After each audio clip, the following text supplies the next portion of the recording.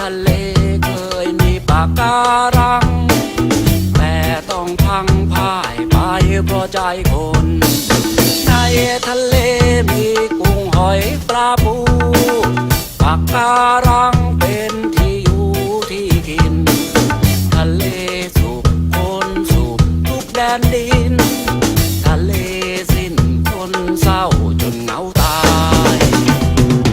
ทะเลก็มีชีวิตทะเลก็มีหัวใจไปเที่ยวทะเลกันไหม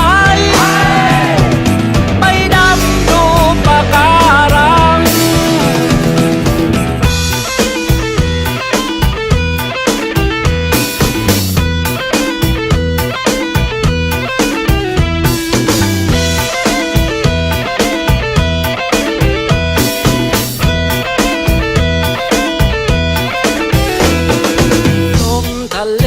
พัดความเศร้ามาเยือน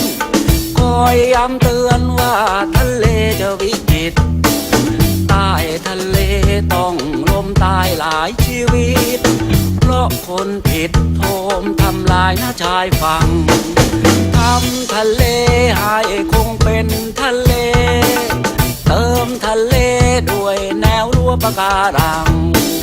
โลกทะเลจะได้ดูไม่น่าชังโลกมนุษย์ก็จะยังคงน่าอยู่